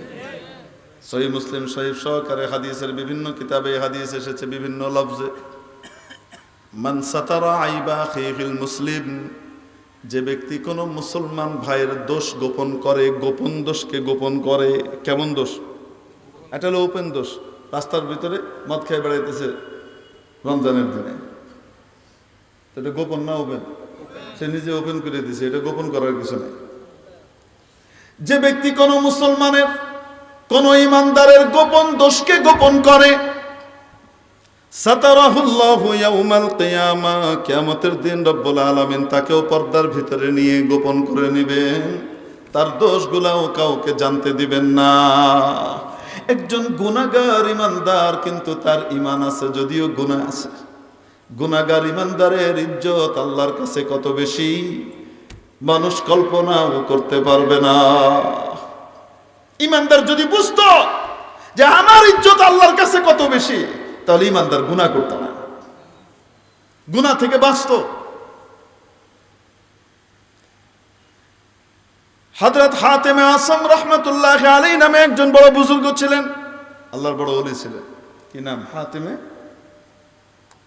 নাম হলো হাতিম। আসম মানে বয়রা। বয়রা চিনেন না? বধির চিনেন? বধির, বধির কাকে বলে? হ্যাঁ মাশাআল্লাহ, কানে শুনে না। কোন এলাকায় বলে কালা, কোন এলাকায় বলে হাটকালা, কোন এলাকায় বলে বধির, কোন এলাকায় বলে বয়রা, কোন এলাকায় কয় বরা। ফেনী, নোয়াখালী, চট্টগ্রাম এই অঞ্চলে কয় বরা। আপনাদের এনে কি কয়? হ্যাঁ, দেন্দা বলে। হ্যাঁ, এতক্ষণে আমি শব্দের মানা জানছি। আমি বহুদিন থেকে শুনি আমার সাথী ভাইদের মুখে দেন্দা, এটা একটা দেন্দাটা যে কি আমি এটা বুঝি নাই, আজকে বুঝছি। দেন্দা মানে কানে শুনে না, এই তো। হাতেমে আসম বড় বুজুর্গ ছিলেন। আপনারা যখন নামাজ পড়েন, নামাজের ভিতরে রুকু সেজদা এক একটা এক এক রকম করেন না? মোটামুটি সময়টা, মেয়াদটা সমান হয়। রুকু যদি আধা মিনিট হয় তো সেজদাও আধা মিনিট হয়। প্রথম সেজদা যদি 1 মিনিট হয় তো দ্বিতীয় সেজদাও কয় মিনিটই হয়? 1 মিনিট বা 1.25 মিনিট হয়। এমন তো আর হয় না যে এক সেজদা 1 মিনিট আর এক সেজদা 10 মিনিট, এরকম হয়? এরকম হয় না। হযরত হাতেমে আসম রহমতুল্লাহ আলাইহি নামাজের ভিতরে এই সিমিলারিটি থাকতো না। এক সেজদা 1 মিনিট, আরেক সেজদা 15 মিনিট, আরেক সেজদা 10 মিনিট, কি আজব কারবার। তো লোকজন জিজ্ঞেস করছে, হুজুর আপনার এরকম অসামঞ্জস্য কেন দেখা দেয় নামাজের ভিতরে? উনি বলেন না তো বলেনই না। অনেক পরে বললেন যে ভাই, যতক্ষণ পর্যন্ত এই আওয়াজ না পাই হাতেম কবুল হয়েছে, তার আগ পর্যন্ত মাথা উঠাই কেমনে? হাতেম কবুল হয়েছে, মাথা উঠাও, এই আওয়াজ না পেলে উঠাই কেমনে? এই জন্য কখনো তাড়াতাড়ি ক্লিয়ারেন্স পাই তো মাথা উঠাই ফেলি, কখনো দেরিতে ক্লিয়ারেন্স পাই তাই মাথা উঠাইতে দেরি হয়। আল্লাহু আকবার। আমরাও তো শুনতে পাই, কি বলেন? আমরাও তো শুনতে পাই। লোকজন জিজ্ঞেস করলেন, হযরত এই যোগ্যতা আপনি কিভাবে অর্জন করলেন? উনি বললেন, এটা আল্লাহর দান, এটা আমি অর্জন করি নাই। কার দান? আল্লাহর দান। কি হয়েছে? উনি বলতে লাগলেন, একবার আমার কাছে এক বুড়ি মা আসলো, বুড়ি মহিলা মাসআলা জানার জন্য। বুড়িমা পর্দার ওই পাশে, আমি পর্দার এই পাশে। বুড়িমা মাসআলা জিজ্ঞেস করতে গিয়ে হঠাৎ অসতর্কভাবে তার নিচে দিয়ে বাতাস বেরোয় গেল এবং জোরে সশব্দে আওয়াজ হয়ে গেছে। সশব্দে যদি কারো বায়ু নির্গত হয় তাহলে এটা পুরুষ মানুষের জন্য বড় লজ্জার হয়। পরিচিতদের সামনে হইলে যা কিছু হয়, অপরিচিতের সামনে তো লজ্জায় অবস্থা খারাপ হয়ে যায়, ঠিক কিনা? এটা যদি মনে করেন শ্বশুর মশাইয়ের যদি জামাইয়ের সামনে ঢুম হয়ে যায় তো কি হবে অবস্থাটা? জামাই যদি শ্বশুরের সামনে, কত লজ্জার ব্যাপার। পুরুষ মানুষের যদি এত লজ্জার হয় তাহলে মেয়ে মানুষের লজ্জা পুরুষের চেয়ে তো 1 কোটি গুণ বেশি থাকে, ঠিক কি? ঠিক। হ্যাঁ, তো তাদের কখনোই আওয়াজ শোনা যায় না। আর আওয়াজ হইলেও তো হইল, তারপরে আবার বড় হুজুরের কাছে মাসলা জানতে এসে হইল, আল্লাহ আল্লাহ আল্লাহ, ইজ্জত সম্মানের কি দশা। মহিলা লজ্জায় একদম কুকড়ে গেছেন। হযরত হাতেমে আসম রহমতুল্লাহ আলাইহি বলেন, আমি বুড়িমাকে বললাম, বুড়িমা জোরে বলেন, কানে কম শুনি। বুড়িমা আরো জোরে বললেন মাসআলা। আমি বললাম, বুড়িমা আরো জোরে বলেন, কানে কম শুনি। বুড়িমা আরো জোরে বললেন। আমি বললাম, জোরে বলেন। এবার কিছু বুঝছি, পুরা বুঝে নাই, আরেকটু জোরে বলেন। মহিলার ভিতরে স্বস্তি ফিরে আসলো, আল্লাহ বাঁচাইছে, হুজুর শুনে নাই, ইজ্জত বাঁচছে। হাতেমে আসম বলেন, আমি বধির হওয়ার, আমি ধ্যানদা হওয়ার অভিনয় করেছিলাম শুধু একজন মানুষের ইজ্জত আর সম্মান বাঁচাবার জন্য, একজন ইমানদারের ইজ্জত বাঁচাবার জন্য। রাতের বেলায় আমি স্বপ্ন দেখি, কেউ আমাকে বলছেন, হাতেম আমার এক ইমানদার বান্দির ইজ্জত বাঁচাবার জন্য, সম্মান রক্ষার জন্য তুমি বধির সেজেছ। এখন থেকে তোমার শ্রবণ শক্তিকে এমন ভাবে আমি খুলে দিলাম, এমন কিছু তুমি শুনবা যা অন্য মানুষ শুনে না। সেদিন থেকে নিয়ামত পেয়েছি, সেদিন থেকে নিয়ামত পেয়েছি। নামাজের মধ্যে শুনতে পাই কবুল হয়েছে কি হয় নাই। একজন ইমানদারের ইজ্জত আল্লাহ রাব্বুল আলামিনের কাছে এত বেশি। দ্বিতীয় ধাপ ঈমান। ওয়ালাকাদ কাররামনা বনি আদম, নিশ্চয়ই আমি সম্মানিত করেছি বনি আদমকে, একবারে না, ধাপে ধাপে। দ্বিতীয় ধাপ ঈমান, তার মর্যাদা এটা। ইমানদারের মর্যাদা আরো আছে, সময় নাই তাই বলতে পারতেছি না। ঈমান মানে হলো আল্লাহ যেমন আছেন তার নাম এবং গুণাবলীগুলো সহকারে তেমন ভাবে তাকে বিশ্বাস করা। আমানতু বিল্লাহি কামা হুয়া বিআসমাইহি ওয়া সিফাতিহি। ঈমানের দ্বিতীয় অংশ, ওয়া কাবিলতু জামিআ আহকামিহি ওয়া আরকানিহি। আল্লাহর যত বিধিবিধান আছে সমস্ত বিধিবিধানকে আমি সত্য সঠিকভাবে মনে প্রাণে স্বীকার করে নিলাম, মেনে নিলাম। এটাই সত্য, এটাই সঠিক, এটাই বাস্তব। এর বিপরীতটাই ভুল, এর বিপরীতটাই অন্যায়, এই বিপরীতটাই ধ্বংস। এটা বিশ্বাস করার নাম হলো ঈমান। কয়টা বিধিবিধান? 90টা না সব? জামি, একটা ক্লাসের ভিতরে 100 জন ছাত্র আছে, 99 জন উপস্থিত মনে করেন, একজন নাই, বলা যাবে সবাই আছে? সবাই আছে বলতে হলে কয়জন লাগবে? 100তে 100ই লাগবে, ঠিক কি ঠিক না? এজন্য ঈমান হলো ক্বাবিলতু জামিআ আহকামিহি ওয়া আরকানিহি, আল্লাহর যত বিধিবিধান আছে সবগুলোকে সত্য সঠিক হিসেবে আমি মনে প্রাণে বিশ্বাস করে নিলাম, মেনে নিলাম। মনে প্রাণে এই বিশ্বাস করার নাম হলো ঈমান। এই বিশ্বাসটাকে বাস্তবায়ন করার নাম হলো আমল। মনের এই চেতনাটাকে বাস্তবায়ন করার নাম, আস্তে বলুন কি? আমল। আল্লাহর হুকুম নবীর তরিকা অনুযায়ী যদি কেউ নিজের জীবন কাটায়, যদি নাকি আল্লাহর হুকুম অনুযায়ী নিজের জীবনকে কাটায়, নেক আমল করে, কি করে? নেক আমল মানে নবীর তরিকা অনুযায়ী আমল করা, এটাকে কি বলে? নবীর তরিকা অনুযায়ী করলে ব্যবসা বাণিজ্য নেক আমল, নবীর তরিকা অনুযায়ী হলে চাকরি বাকরিও নেক আমল, নবীর তরিকা অনুযায়ী হলে দিন মজুরিও নেক আমল, নবীর তরিকা অনুযায়ী হলে ক্ষেত খামার অনেক আমল, চাষাবাদ অনেক আমল, নবীর তরিকা অনুযায়ী দেখানো নির্দেশিত পন্থায় যদি কেউ করে, সমাজ পরিচালনাও নেক আমল, রাষ্ট্র পরিচালনাও নেক আমল, ছোট আমল না অনেক বড় আমল, ঠিক কিনা? এটা দুনিয়ার কাজ না, সব নেক আমল আখিরাতের কাজ যদি নবীর তরিকা অনুযায়ী হয়। যদি কোনো ব্যক্তি নিজের মনের এই চেতনাটাকে বাস্তবায়ন করে, নিজের সমস্ত কাজকে নবীর তরিকায় করে, আমলে সালে করে, নেক আমল করে, তাহলে তার গ্রেড আরো বেড়ে যায়, এবার তার মর্যাদা আরো বেড়ে যায়। আল্লাহু আকবার। ইল্লাল্লাযীনা আমানু ওয়া আমিলুস সালিহাতি লাহুম আজরুন গায়রু মামনুন। ঈমানের সাথে যদি কারো নেক আমলও থাকে, সে তৃতীয় ধাপে উত্তীর্ণ হয়ে যায়, মর্যাদা আরো বেড়ে যায়। কেমন বাড়ে, কেমন বাড়ে, কেমন বাড়ে? গোটা পৃথিবীর সবচেয়ে শ্রেষ্ঠ জাতি যেটা, সেই জাতির মেম্বারশিপ সে লাভ। আমিলুস সালিহাত উলাইকা হুম খায়রুল বারিয়াহ।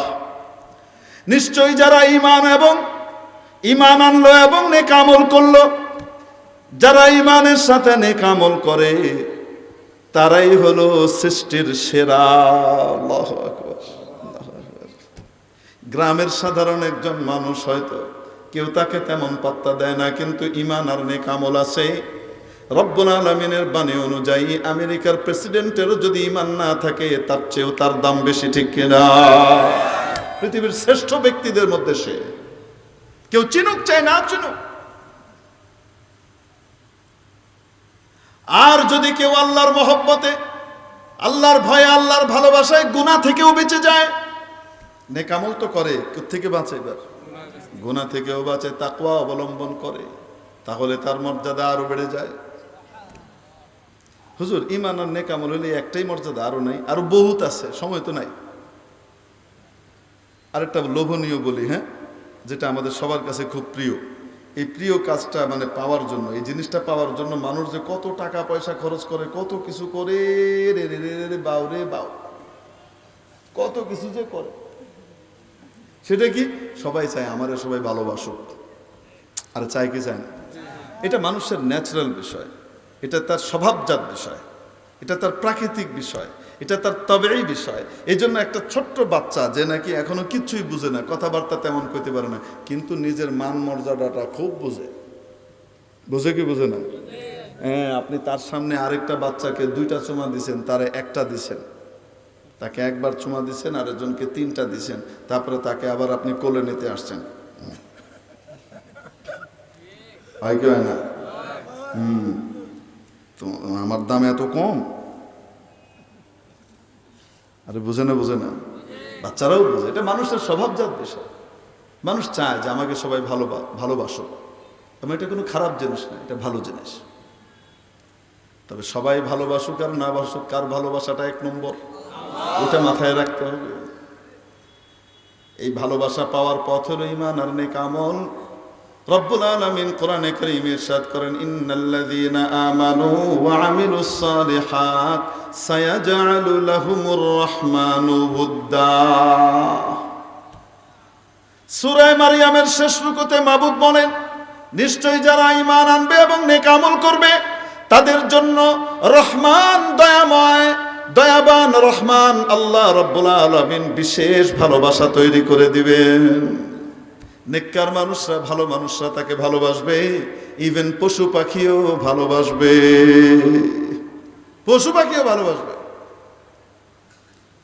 মাদানীনগর মাদ্রাসা আছে এখানে, এই যে কাঁচপুরের, এখানকার প্রতিষ্ঠাতা মুহতামিম মুরব্বী ছিলেন হযরত শেখ সন্দীপী রহমতুল্লাহ আলাইহি, শেখুল আরব আল আজম, শেখুল ইসলাম সৈয়দ হোসাইন আহমদ মাদানী রহমতুল্লাহ আলাইহির খাস খলিফা ছিলেন মুসলিহ উম্মত হযরত মাওলানা ইদরিস সাহেব সন্দীপী রহমতুল্লাহ আলাইহি।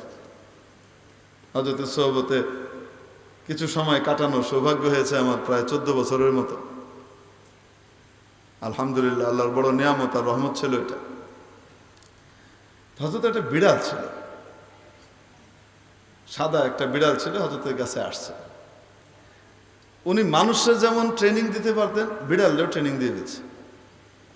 অদ্ভুত ট্রেনার ছিলেন, বড় জবরদস্ত মুদাররিব। ছাত্র উস্তাদ সবাইকে কি করতেন, একদম লাইনের উপরে রাখতেন। আমরা হুজুরকে যতটুকু ভয় পাইতাম, আমাদের হুজুররা ওনারা তার চেয়ে বেশি ভয় পাইত। এত সুন্দরভাবে উনি ট্রেনিং দিতে পারতেন। বিড়ালকেও ট্রেনিং দিয়ে ফেলছেন। এই বিড়ালও বড় অদ্ভুত ছিল। যতক্ষণ খাওয়া দাওয়া হইতো, বিড়াল পাশে এসে চুপ করে মুরাকাবায় বসে থাকতো, এরকম করে। একবারও মিউ মিউ কিছু বলবে না। দেখবেন খাইতে বসলে বিলাই এসে মিয়াও মিয়াও মিয়াও করতেই থাকে, করে না? এই বিড়াল এই কাজ করতো না, একদম ট্রেন্ড আপ। চুপ করে বসে রয়েছে, এরকম করে থাকতো। মোরাকাবার ভিতরে মাঝে মাঝে এক চোখ বা দুই চোখ অর্ধেক খুলতো, এরকম করে খুলে শুধু দেখতো কাঁটার প্লেটটা জায়গা মতো আছে কিনা। ওইটা দেখে আবার সে ঘুমায় যায়, মানে আবার সে চোখ বন্ধ করে বসে থাকে।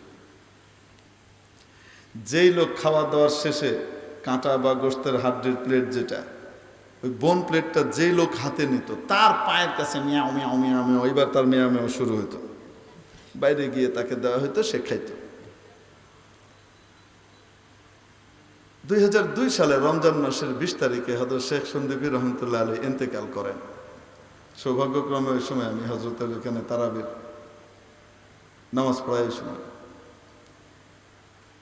এটা আমার জন্য সৌভাগ্য ছিল, হযরতের সোহবতে সময় কাটাচ্ছি, আর দুর্ভাগ্য ছিল হযরতকে হারিয়েছি। হযরতের ইন্তেকালের পর থেকে এই বিড়ালটা খাওয়া দাওয়া বন্ধ করে দিল। 4-5 দিনের ভিতরে সে মারা গেল, খাইলি।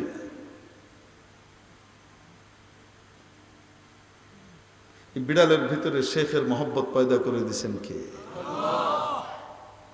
ইন্নাল্লাযীনা আমানু ওয়া আমিলুস সালিহাত সায়াজআলু লাহুমুর রাহমানু উদ্দা।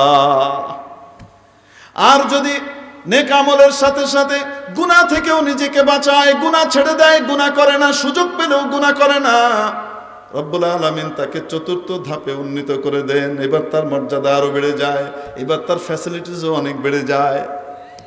অনেক ফ্যাসিলিটি, অনেক ফ্যাসিলিটির ভিতরে 2-4টা বলি। একটা হলো গুনাহ থেকে বাঁচার জন্য কোনো মুসিবতের ভিতরে যদি পড়ে যায়, যে গুনাহ করতে তাকে বাধ্য করা হচ্ছে, এরকম পর্যায়েও যদি পড়ে যায়, সেই বিপদ থেকে উদ্ধার খোদ রব্বুল আলামিন করে দেন। ওয়ামান ইয়াত্তাকিল্লাহ, যে ব্যক্তি আল্লাহকে ভয় করবে, ইয়াজআল লাহু মাখরাজা, আল্লাহ তার জন্য গুনাহ থেকে মুক্তির ব্যবস্থা করে দিবেন, বিপদ থেকে মুক্তির ব্যবস্থা করে দিবেন।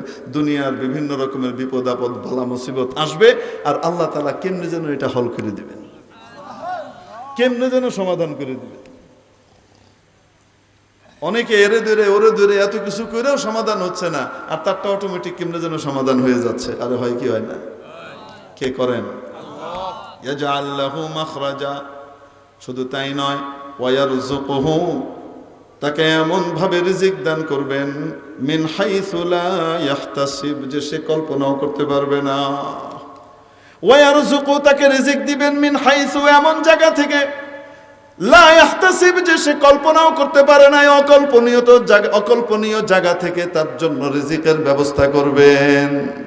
মেরে মুহতারাম দোস্ত আজিজ ও বুজুর্গ, বুঝে থাকলে বলেন তো দেখি, অকল্পনীয় জায়গা থেকে রিজিকের ব্যবস্থার ঘোষণা দিয়েছেন রব্বুল আলামিন কোন আমলের ভিতরে? তাকওয়ার মধ্যে। আসতে বলেন, কিসের ভিতরে? আজকে কি বলে, হুজুর খাবে কি, পড়বে কি, চলবে কিভাবে, আপনারা খালি মাদ্রাসায় পড়িয়ে যে ছেড়ে দিচ্ছেন। আজকেও কথা হচ্ছিল, মরহুম প্রফেসর হজরত হামিদুর রহমান সাহেব রহমতুল্লাহ বড় সাহেবজাদা হজরত মাওলানা মুফতি রিজওয়ানুর রহমান সাহেবের সাথে কথা হচ্ছিল আজকেও ফোনে। গতকালকে বিস্তারিত শুনেছে, আজকে একটুখানি। ওনার এক আত্মীয়, দুনিয়ার দিক থেকে অনেক উচ্চ পর্যায়ের, ওনার নিকট আত্মীয়, মুরব্বী, তো জিজ্ঞেস করছে তোমাদের মাদ্রাসায় ছাত্র সংখ্যা কত? তো উনি বলছেন 2000। তো বলছেন 2000, তো 2000 ছাত্রকে বের করে তোমরা কি চাকরি দিবা? 2000 মানুষের চাকরি বাকরি খাওয়ার ব্যবস্থা কেমনি করবা? বুঝেন নাই মনে হয়? ওনার এমন রাগ উঠছে, আপন মানুষ তো, তো আচ্ছা তোর সে ধুলাইও দিছে, বুঝাইছে খুব সুন্দর করে। আরে বলেন তো দেখি, রিজিকের দায়িত্ব কার? আরো আসতে কার? ওয়ামা মিন দাব্বাতিন ফিল আরদি ইল্লা আলাল্লাহি রিজকুহা। পৃথিবীতে এমন কোন বিচরণকারী প্রাণী নাই যার রিজিকের দায়িত্ব আমি আল্লাহ নেই নাই। সকলের রিজিকের দায়িত্ব নিয়ে রেখেছেন, বলেন কে? যখন যার রিজিক দরকার তখন তার রিজিক যথাসময়ে তার কাছে পৌঁছিয়ে দিচ্ছেন কে? একটা কুকুরকেও না খাইয়ে মারেন না রব্বুল আলামিন। একটা কুকুরের রিজিকের ফয়সালা যদি আল্লাহ করে থাকেন, আশরাফুল মাখলুকাত, সৃষ্টির সেরা মানুষের রিজিকের দায়িত্ব আল্লাহ নেন নাই? মানুষকে বলেছে, ও মানব জাতি, ও জিন জাতি, তোমাদের কাজ হলো আমার ইবাদত করা, আমার কথা মানা। যাই করো না কেন আমার আদেশ নিষেধকে সামনে রেখে করো। আমাকে মানা, আমার কথা মানা, এটা তোমার দায়িত্ব, তোমার রিজিকের দায়িত্ব আমি আল্লাহর।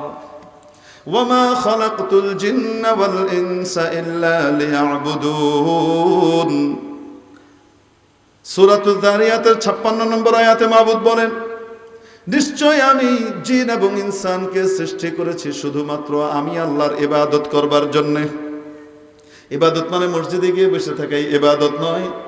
দৈনন্দিন জীবনের প্রতিটা কাজ নবীর তরিকায় করার নাম হলো ইবাদত।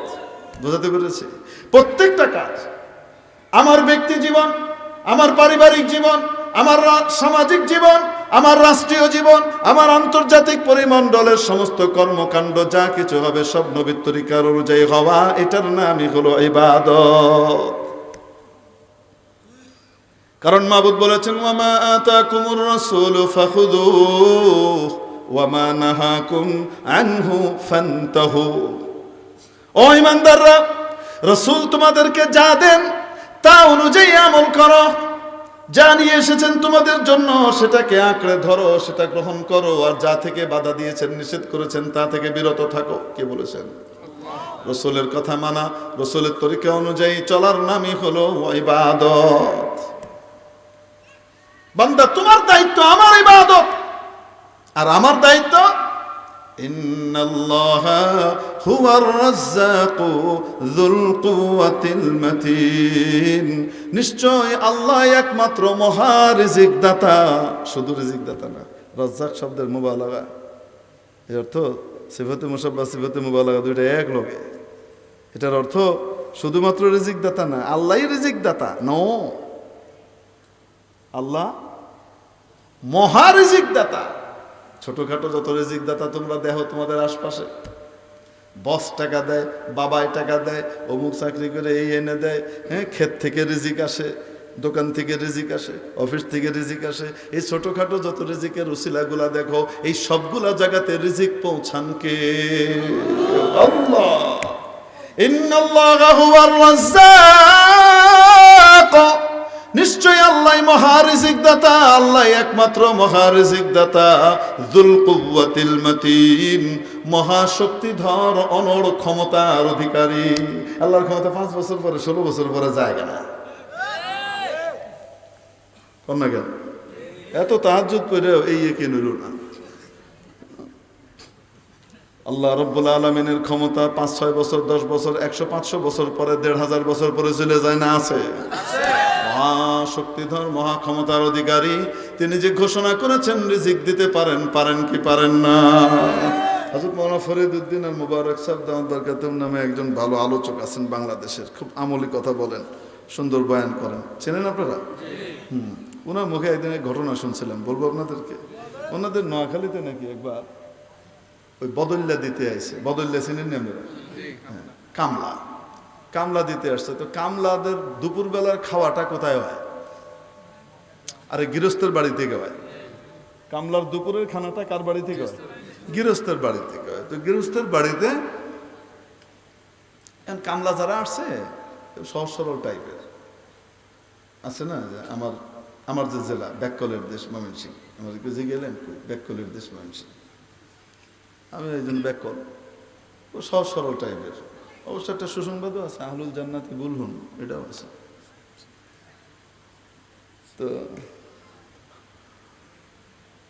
তো ওই অঞ্চলেরই কামলা ছিল, সহজ সরল মানুষ। এখন গৃহস্থ যিনি, গৃহস্থের গৃহিণী বড় নেককার পরহেজগার পর্দানসীন ছিলেন।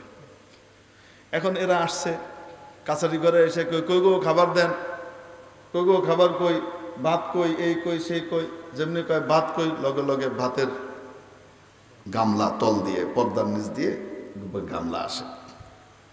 আরে পানি লাগবে, সাথে সাথে পানি চলে আসে, তরকারি চলে আসে, এইটা চাই, যা কয় তাই পর্দার নিচ দিয়ে আসে। সন্ধ্যাবেলায় পুরো এলাকার লোকজন জমায়েত হয়ে গেছে হাজী সাহেবের বাড়ির সামনে। কি ব্যাপার, হাজী সাহেবকে এত ভিড় কেন? ভিড় নিশ্চয়ই তো কাহিনী আছে, আপনি হাজী সাহেব লুকায় রাখছেন আমাদের কাছে, আপনার বাড়িতে যে ম্যাজিক পর্দা আছে এটা তো আমগরে কম নাই। কি এর ম্যাজিক পর্দা? আপনাদের বাড়িতে ম্যাজিক পর্দা আছে, আপনার ছেলে বিদেশ থেকে পাঠাইছে, আপনি তো আমার কম নাই। কার কি এর ম্যাজিক পর্দা, ব্যাখ্যা দাও, আমরা এই ম্যাজিক পর্দা দেখবো। আরে ভাই ম্যাজিক পর্দা কি এর হিয়ান তো কইরা।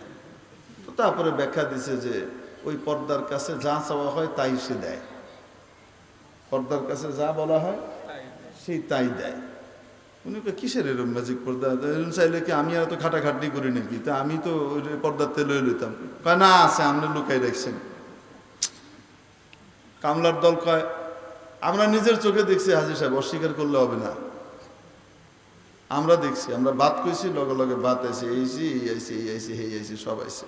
হাজী সাহেব বুঝতে পারছেন কারবার। আসলে ঘটনা হয়েছে, যেহেতু ওনার গৃহিণী পর্দানসীন, বাড়িতে আর কেউ ছিল না, এজন্য ওরা যা কইতেছিল উনি ওই পাশ থেকে লাঠি আর হাত দিয়ে এরকম করে ঠেলে ঠেলে কি করতেছিলেন, পাঠাই দিচ্ছিলেন। তো এরা মনে করছে পর্দার থেকে হইতেছে। বোকা মানুষ মনে করে পর্দার থেকে আসছে রিজিক, বুদ্ধিমান মানুষ জানে পর্দার পিছনে আরেকটা হাত আছে। ঠিক কি ঠিক না? বোকা মানুষ মনে করে চাকরি থেকে রিজিক হয়, ব্যবসা বাণিজ্য থেকে হয়, ক্ষেত খামার থেকে হয়, অন্য কিছু থেকে হয়। বুদ্ধিমান মানুষ জানে এগুলা সব হলো পর্দা, এর পিছনে একজনের হাত আছে, তিনি হলেন আল্লাহ। তাহলে রিজিক দান করেন, আস্তে বলুন কে? তাকওয়ার শিক্ষা দেবার জন্য যদি আপনার বাচ্চাকে আপনি তাকওয়ার শিক্ষা দিতে পারেন, গুনাহ থেকে বাঁচবার মতো যোগ্যতা অর্জন করিয়ে দিতে পারেন, আপনার চিন্তা করা লাগবে না আপনার বাচ্চা কেমনে খাবে, কেমনে পড়বে, তার দায়িত্ব নিয়ে রেখেছেন স্পেশালি কে? ওয়া মাইয়াত্তাকিল্লাহা ইয়াজআল লাহু মাখরাজা ওয়া ইয়ারযুকহু মিন হাইসু লা ইয়াহতাসিব। এমন জায়গা থেকে রিজিক দিবেন যে সে কল্পনাও করতে পারবে না। সুবহানাল্লাহ। হযরত সৈয়দ আলী মিয়া নদভী রহমতুল্লাহ আলাইহি উপমহাদেশের একজন বিখ্যাত ঐতিহাসিক এবং আরবি সাহিত্যিক বড় বুজুর্গ ছিলেন, বহুত বড় আল্লাহর ওলি ছিলেন। উনি ওনার এক কিতাবের ভিতরে একটা ঘটনা লিখছেন, বলবো আপনাদেরকে? বিরক্ত হলে বন্ধ করে দিই। আচ্ছা ঠিক আছে, আর বেশি না করে 10 মিনিটে শেষ করে দিই। ঘটনা হলো, যখন প্রথম বিশ্বযুদ্ধ শুরু হয়, প্রথম বিশ্বযুদ্ধ শুরু হওয়ার সময় ডাক যোগাযোগ বন্ধ হয়ে গেল, বিভিন্ন দেশে দেশে এখন আর ডাক যোগাযোগ বন্ধ, যুদ্ধ চলতেছে। তো এক ছেলে, সে জামে আজহারে পড়ালেখা করত। তো জামে আজহারে পড়ালেখা করে, বাইরে একটা মেসে কয়েক ছাত্র মিলে তারা ভাড়া নিয়ে এখানে থাকে আর কি। তো সব ছেলেরা যুদ্ধ শুরু হওয়ার পরে যার যার বাড়ি টাড়িতে চলে গেছে। সে বেচারা যাওয়ার খরচ টরচ ছিল না, সে যেতে পারে নাই, এবং তার বাড়ি থেকে টাকা পয়সা আসাও বন্ধ হয়ে গেছে, মানি অর্ডারের রাস্তা বন্ধ। একদিন এভাবে না খেয়ে থাকতে থাকতে 2-3 দিন পার হয়ে গেছে, শুধু পানি দিয়ে জীবনযাপন করতেছে। জুমার নামাজের সময় হয়েছে, জুমা পড়ার জন্য রওনা করছে। শাইখুল আজহারের পিছনে জামে আজহারের মসজিদে জুমা পড়বে। জুমা পড়তে রওনা হওয়ার সময় রাস্তার ভিতরে এক রাস্তা দিয়ে যাওয়ার সময় সে পাশের বাড়ি থেকে খাবারের সুঘ্রাণ তার নাকে ভেসে আসলো, সে পাচ্ছে, মৌ মৌ করছে চারিদিক, সুন্দর দামি দামি ভালো খাবারের ঘ্রাণে। তার খিদে নতুন করে মাথা চাড়া দেবে। তো দেখে পাশে একটা দরজা, স্বভাবগতভাবে মানে বেখেয়ালেই উকি দিয়েছে। তো দেখে দরজার ভিতরে উঠোনে থরে থরে খাবার রাখা, সাজানো, খুব দামি দামি খাবার, কিন্তু কোনো লোক নাই, কোনো লোকজন নাই। ভিতরে ঢুকে নিয়ত করলে একটু খেয়ে নিই, আমি 2-3 দিন হয়ে গেছে খাওয়া নাই, আমার খুব কষ্টে আছে, একটু খেলে আর কি হবে, কেউ তো আর দেখছে না। পরপরই আবার মনে করলো কেউ না দেখলেও তো একজন দেখে, আমি কার খাবার খাবো? যার খাবার খেলাম তার কাছে পরে অনুমতি নিয়ে নিব। ওই অনুমতি নেওয়ার সময়টা যদি না পাই, মালাকুল মউত যদি আমাকে নিয়ে যায়, তাহলে কিয়ামতের দিন আমি কি জবাব দেব? আল্লাহু আকবার। এই হলো তাকওয়া। তাকওয়ার শিক্ষা দেন। পুলিশ লাগবে না, দুদক লাগবে না, চুরি চামারি ঘুষ দুর্নীতি বন্ধ করার জন্য অন্য কিছু লাগবে না, শুধু তাকওয়ার শিক্ষায় জাতিকে শিক্ষিত করেন, ইনশাআল্লাহ তাআলা দুর্নীতি জিরোতে চলে আসবে। নাইলে ওই যে দুদক দাঁড় করাইছেন দুর্নীতি দমন কমিশন, দুর্নীতি দমন করবার জন্য, সেই দুদকের কর্মকর্তায় তার চেয়ে বড় দুর্নীতিবাজ হবে, আপনি কি করবেন? কন্যা কেন হইতে পারে কি পারে না, আমি বলছি না যে দুদকের কর্মকর্তারা দুর্নীতিবাজ, কিন্তু যদি তাকওয়া না থাকে হইতে পারে কি পারে না। এই বাচ্চা, তাকে বলেন দেখি কে বিরত রাখলো সিসি ক্যামেরা? সিসি ক্যামেরা কার ভয়?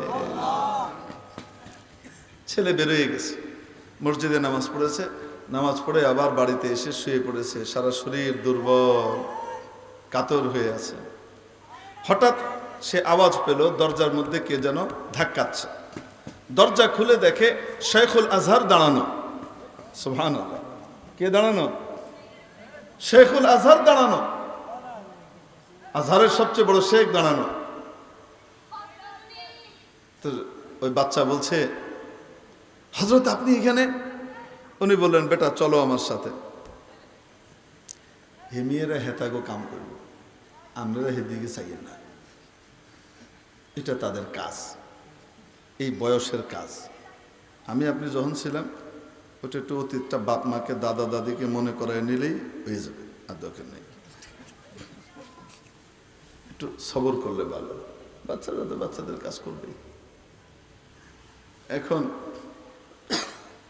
উনি বললেন চলো, সামনে হেঁটে যাচ্ছেন, যেতে যেতে বলছেন, বেটা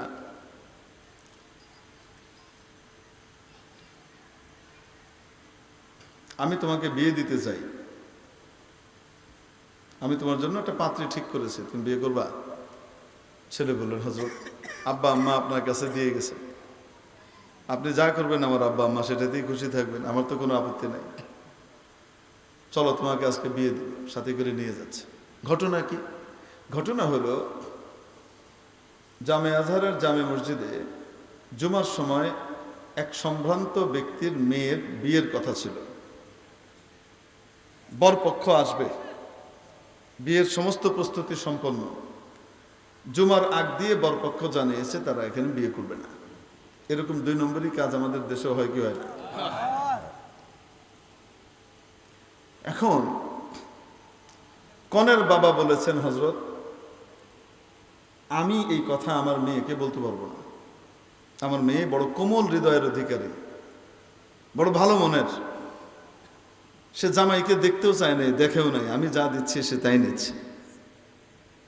এরকম একটা মেয়েকে আমি যে এই সংবাদ দিব যে বরপক্ষ এখান থেকে চলে গেছে, এটা আমি পারবো না। আপনি আমাকে ইনস্ট্যান্ট জামাই দেন, আপনি যার সাথে বিয়ে দিবেন আমি তার সাথে বিয়ে দিব। তো শেখুল আজহার এই ছেলের কাছে আসছেন, যেহেতু এখানে আছে, একে নিয়ে আসছেন, চলো বিয়ে করবা। যে ঠিক আছে, নিয়ে বসাইছে। বিয়ে শাদী হয়ে গেছে। বিয়ে শাদী হওয়ার পরে কনের সাথে দেখা সাক্ষাৎ হয়েছে, মানে ভিতরে দেখাই আনছে। এইবার মেহমানদের সাথে খানার আয়োজন, শেখুল আজহার বসা, সবাই বসা, এবার খানা আসতেছে একের পর এক, ছেলেও বসা। খানা খেতে গিয়ে এখন ছেলের চোখ দিয়ে টকটক করে পানি পড়তেছে, সে আর খায় না। তো শেখ বললেন, বেটা তোমার কি এই বিয়েতে কোনো আপত্তি আছে? কনে তোমার পছন্দ হয়নি, তাহলে এখনো সময় আছে, বলো, আমি এই বিয়ে ভেঙে দিচ্ছি, আর অর্ধেক মোহর ওয়াজিব হয় সেটা আমি দিয়ে দিব ওনাকে, সেটা তোমার চিন্তা করা লাগবে না, কিন্তু তুমি এখন নির্দ্বিধায় বলো। ছেলের কান্না আরো বেড়ে যায়। এক পর্যায়ে বর বলে যে, হযরত আমি এই জন্য কাঁদতেছি না, আপনি তো আমাকে স্বর্গের অবসরই দিয়েছেন, এক খানদানি মেয়ে আপনি আমাকে দিয়েছেন, উঁচু খানদানে আপনি আমাকে বিয়ে দিয়েছেন, আমার এটাতে নিয়ে তো কোনো আপত্তি নাই, কিন্তু আমি কাঁদছি এই কারণে, যেই খানা এখন আমার সামনে জামাই হিসেবে আমার কাছে বর হিসেবে পেশ করা হয়েছে, এই খানায় আমি জুমার আগে যাওয়ার সময় শুধু আল্লাহর ভয়ে ছেড়ে চলে গেছিলাম। এই খানায় আমি দেখে গেছিলাম আপনি আমাকে বাড়ির সামনের রাস্তা দিয়ে এনেছেন, আমি পিছনের রাস্তা দিয়ে মসজিদের দিকে যাচ্ছিলাম, পিছনে থরে থরে এই খাবার বাড়ির দহলিজে সাজানো ছিল, আমি খাই নাই শুধু আল্লাহর ভয়ে। আমি এখনো প্রায় 3 দিনের অভুক্ত ক্ষুধার্ত, আল্লাহর ভয়ে খাই নাই। আমার কোরআনের সেই আয়াত মনে পড়ছে, ওয়া মান ইয়াত্তাকিল্লাহা ইয়াজআল লাহু মাখরাজা ওয়া ইয়ারযুকহু মিন হাইসু লা ইয়াহতাসিব, যে ব্যক্তি তাকওয়া অর্জন করবে, আল্লাহকে ভয় করবে, আল্লাহ তাকে বিপদ থেকে মুক্ত করার পথগুলো দেখিয়ে দিবেন, এবং আল্লাহ তাকে এমন জায়গা থেকে রিজিক দিবেন সে কল্পনাও করতে পারবে না। তখন যদি খেতাম তাহলে হয়তো একবারই খেতাম, আর সেটা হারাম হয়ে খেতাম, জাহান্নামের আগুনও নিজের জন্য বরাদ্দ করতাম, আর সেটা না খেয়ে সবর করে আল্লাহর জন্য ত্যাগ করে চলে গেছি। আর আজকে আমার জন্য সেই খাবার জামাই হিসেবে সামনে পেশ করা হয়েছে, এক বেলার জন্য না, যতদিন জীবিত থাকবো ততদিন আমি এই বাড়ির মেহমান থাকবো। তাকওয়া অর্জন করলে আল্লাহ রাব্বুল আলামিন রিজিকের ফয়সালা নিজের তরফ থেকে স্পেশালি করেন। তাহলে আমার আপনার বাচ্চাকে কি বানাইতে হবে? আগে ইঞ্জিনিয়ার, আগে ডাক্তার, আগে ব্যারিস্টার, আগে মিনিস্টার না, আগে মুত্তাকি। আগে আমার আপনার বাচ্চাকে মুত্তাকি বানাইতে হবে। এই মুত্তাকি বানানোর কারখানা স্কুল, কলেজ, ভার্সিটি না মাদ্রাসা। আল্লাহ আমাদেরকে বুঝ দেখ বলি আমি। যাই বানান না কেন, সবার আগে বাচ্চাকে মুত্তাকি বানান, সবার আগে বাচ্চাকে মুত্তাকি বানান, মুসলমান বানান, তারপরে ইঞ্জিনিয়ার বানান, ডাক্তার বানান, ব্যারিস্টার বানান, সমাজপতি বানান, এমপি বানান, মন্ত্রী বানান। এই ইঞ্জিনিয়ার 2 নম্বরই করে পয়সা খাবে না, এই ডাক্তার রোগীর পেট অন্যায়ভাবে কাটবে না, উপরেও খাবে তলেও খাবে, এই 2 নম্বরই কাজ করবে না। এই এমপি জনগণের টাকা কেড়ে নিবে না, বরং রাষ্ট্রের টাকা এনে জনগণের কাছে দুয়ারে দুয়ারে পৌঁছিয়ে দিবে। ঠিক কি ঠিক না? আপনার বাচ্চাকে তাকওয়াওয়ালা বানান। এর 4th গ্রেড। এর উপরেও কি মর্যাদা আছে কি নাই বলবো? এর উপরেও মর্যাদা আছে, কিন্তু ওয়ালাকাদ কাররামনা বানি আদম, এর উপরের মর্যাদা হলো তালিবুল ইলমের মর্যাদা। আল্লাহু আকবার। কার মর্যাদা? তালিবুল ইলমের মর্যাদা। রাসূল পাক সাল্লাল্লাহু আলাইহি ওয়াসাল্লাম ইরশাদ করেন, যে ব্যক্তি আল্লাহর দ্বীন শিখবার জন্য বের হয়, নূরের ফেরেশতারা তার জন্য নূরের পাখা বিছিয়ে দেয়। ওয়াইন্নাল মালাইকাতা লাতাদউ আজনিহাতাহা রিদান লিতালিবিল ইলম। কিসের লাল গালিচা সংবর্ধনা? রাষ্ট্রীয় অতিথি যখন আসে, বিদেশ থেকে কোনো অতিথি যখন আসে, জাতিসংঘের মহাসচিব আসে বা একটু উঁচু দেশের প্রধানমন্ত্রী এসে আর কি, তার জন্য কি ব্যবস্থা, প্লেন থেকে নামার সাথে সাথে সেখান থেকে লাল গালিচা দিয়ে একটা জায়গায় দাঁড় করিয়ে তারপরে তাকে গার্ড অব অনার দিবে, স্যালুট করবে, তারপরে গাড়িতে উঠাবে, কত কিছু করে কি করে না লাল গালিচা। এই লাল গালিচার উপরে তো কুত্তা উইতে দিবে পারে কোনো সময়, ঠিক না? কত কিছুই তো হইতে পারে। আজকে লাল গালিচা আছে, কালকে নাই, হইতে হতে পারে। রাষ্ট্রীয় অতিথিকে লাল গালিচা দেওয়া হয়, তালিবুল ইলমকে আসমানের ফেরেশতারা নূরের পাখা বিছিয়ে দেয়, আপনি এটার উপর দিয়ে যান। আল্লাহু আকবার। আর যদি তালিবুল ইলম শিক্ষা করে, যদি নাকি সে আলিম হয়ে যেতে পারে, সুবহানাল্লাহ, যদি সে আলিম হয়ে যায়, তালিবুল ইলমের মর্যাদা আরো অনেক আছে, আমি এখানে বলার সময় নাই। যদি আলিম হয়ে যেতে পারে, তাহলে রব্বুল আলামিন নবীজির মাধ্যমে জানিয়ে দিলেন, খায়রুকুম, গোটা পৃথিবীর মধ্যে সর্বশ্রেষ্ঠ কে যদি জানতে চাও তাহলে জেনে নাও, মান তাআল্লামাল কুরআন ওয়া আল্লামাহু, যে নিজে কোরআন শিখে অন্যকে শিখায়, যে নিজে কোরআন বুঝে অন্যকে বোঝায়, যে দ্বীনের দাওয়াত নিয়ে মানুষের কাছে যায়, মানুষকে দ্বীন শিখায়, ইলম শিখায়, এই ব্যক্তির মর্যাদা সবচেয়ে বেশি। আসতে বলেন ঠিক কিনা? বাস্তবেও দুনিয়াতে কিন্তু তাই। দুনিয়াতে বাস্তবে কিন্তু আল্লাহ চোখের সামনে এটা দেখায়, তারপর আমরা কিন্তু বুঝি না। বলেন তো ইমাম সাহেব কে হয়? বলেন না কেন? ইমাম সাহেব তো কমপক্ষে একজন তালিবুল ইলম হয় অথবা আলেম হয়, নাকি? আলেম ছাড়া ইমাম আপনাদের কাছে রুচিতে লাগবে? এখনো বাংলাদেশের রুচি আল্লাহর রহমতে ভালো আছে, ইমানি রুচি, আমলের রুচি এখনো বাংলাদেশের মানুষের এতটুকু ভালো আছে। প্যান্ট শার্ট পরা কেউ হয়ে যত বড় যেই হোক না কেন, যদি নাকি নামাজ পড়ায়, কেউ দেখতে রেখে পিছনে কি নামাজ পড়ো, কবু কি কবু না, যত সুন্দরী তেলাওয়াত করো, পড়বে। কেন? নবীর সুন্নত তার ভিতরে নাই। আর একজন আলেম খাইতে পায় না, পড়তে পায় না, জীর্ণ শীর্ণ পোশাক পরে দাঁড়িয়ে আছে, বেচারা নামাজ পড়াইতেছে, তার পিছনে নামাজ পড়তে দিল দিয়ে সামনে গিয়ে আগায় যায় কি যায় না? আল্লাহ। ইমাম সাহেব নামাজ পড়াইতেছে, কার পুত? কৃষকের পুত। কার পুত? কৃষকের পুত নামাজ পড়ায়, পিছনে কে নামাজ পড়ে? মন্ত্রী, এমপি, প্রেসিডেন্ট সাহেব নামাজ পড়ছে, চিফ জাস্টিস নামাজ পড়ছে, সমস্ত বড় বড় লোকজন নামাজ পড়তেছে। কেন? উনি জাতীয় খতিব, উনি নামাজ পড়াইতেছেন। অথবা মসজিদে হুজুর নামাজ পড়াইতেছে, মন্ত্রী সাহেব নামাজ পড়তে আসছে,